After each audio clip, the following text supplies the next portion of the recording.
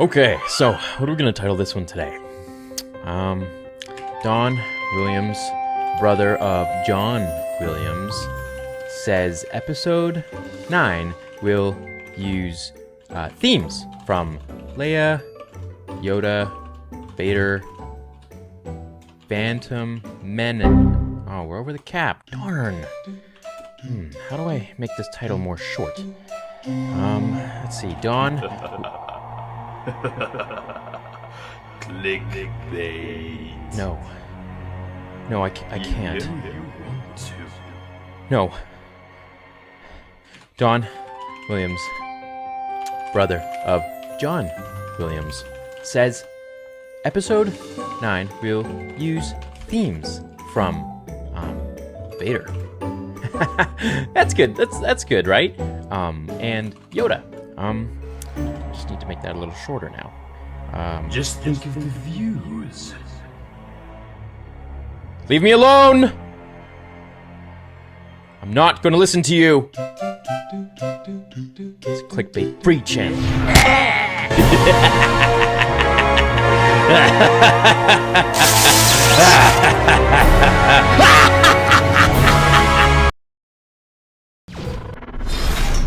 We would be honored if you would join us. What's going on, everyone? How are you all doing, everyone? Hope you're having a good day today. We got some pretty cool info, so let's get right to it. John Williams, who, if you don't know, is the mastermind behind the music for all of Star Wars, pretty much. His brother, Don Williams, has gone on to actually make a little bit of a leak, a little bit of info for us, which is in our favor. Shout out to the merch shop. So let's get right to it, and then we can talk about it. Now, to back up these claims, I've gone and posted the actual interview on my Instagram at Star Wars Theory. Go check it out right now. I'm not going to post it on here because I don't know if I don't really know how copyright, right? Now that footage is courtesy of Star Wars BTS on Instagram, so thank you for posting that. I pretty much just swiped it and posted it myself as well. Now let's get on to the article. Now that we know it's valid and it has claim and it's not just made up. The brother of legendary composer John Williams offers an update about Star Wars The Rise of Skywalker that not only includes the film's runtime, but possibly big spoilers. While being a part of Jurassic Park's panel for the Academy of Scoring Arts, Don Williams says his brother, John, needs to create music for 135 minutes, 2 hours and 15 minutes worth of footage for Star Wars. I think that's the longest running time for any Star Wars. Let's see this, hold on here.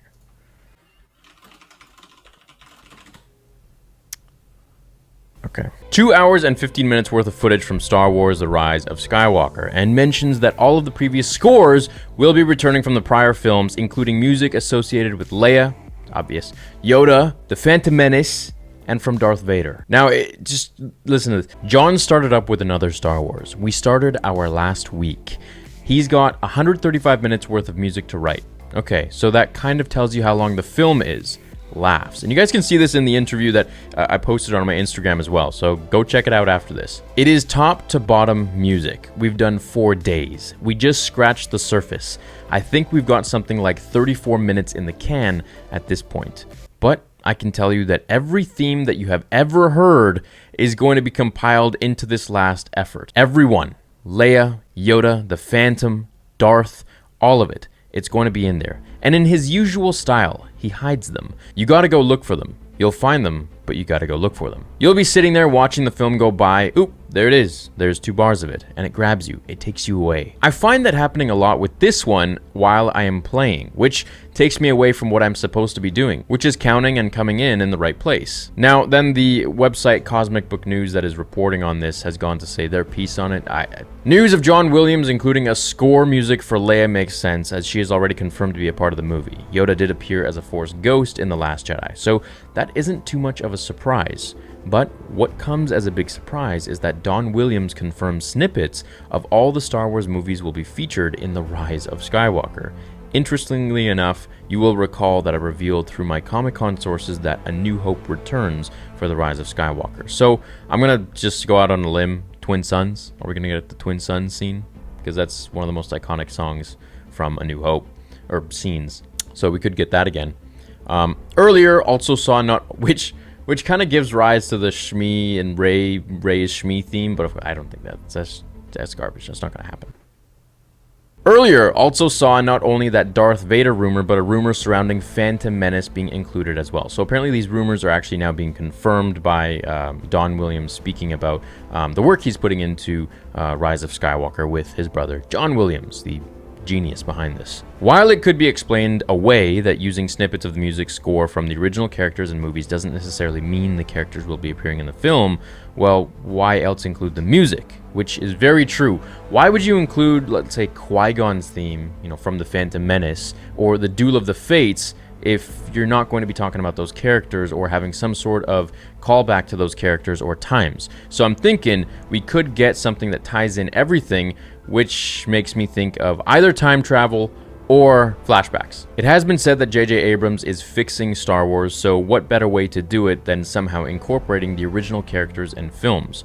Regarding the 2 hours 15-minute runtime, The Force Awakens also came in at 2 hours 15, which was also directed by Abrams. The Last Jedi came in at 2 hours 33.